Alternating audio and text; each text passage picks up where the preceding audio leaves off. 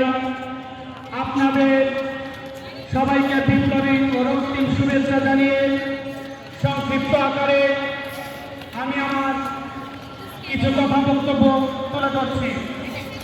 আপনারা জানেন এই 53 বছরে যে শাসক ব্যক্তিরা এই ভারত উপমহাদেশ সহ আমাদের এই বাংলাদেশ শাসন করেছে, কোন শাসক দলই আমার খেতে খাওয়া মেহনতি মানুষ, গরিব দুঃখী অভাবী জনতার জন্য কোন কল্যাণময়ী কাজ করে যাননি।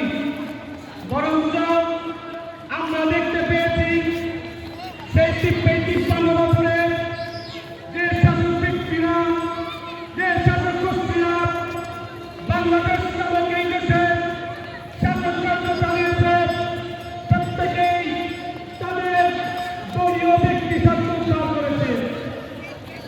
তাই 1971 চলে গেছে, তারপরে যেতে যেতে পরিবর্তন হয়নি। আবার আমরা দেখতে পেলাম 24-এর গণঅভ্যুত্থানের মাধ্যমে আবার আমরা ভোট পেতে স্বপ্নের বীজ রুপণ শুরু করেছিলাম। আমরা বীজ বলেছিলাম 1500 বিনিময়ে আমাদের পার্টির শহীদুজ্জামান আব্দুল লতিফের রক্তের বিনিময়ে হয়তোবার কৃষক শ্রমিক মেহনতি মানুষের একটি সুখবরময় বাংলাদেশ পেয়ে গেল। কিন্তু আজ কথা হচ্ছে অত্যন্ত দুঃখের সাথে বলতে হয়, এখনো ওই 71 সালে আমাদের দেশে বিপ্লব করেছিল সেই গোষ্ঠী সহ আরো কিছু গোষ্ঠী বাংলাদেশে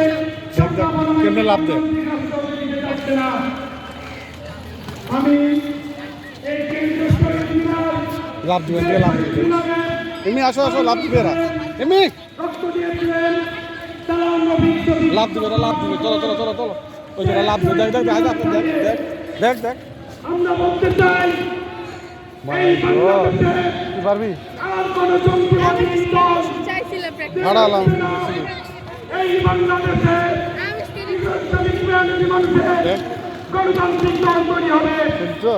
আমরা বাংলাদেশের বিপ্লবী পার্টিকে আহ্বান জানাই, সারা বাংলাদেশে কুদাল মার্কার প্রচার উঠেছে সাইফুল হকের যে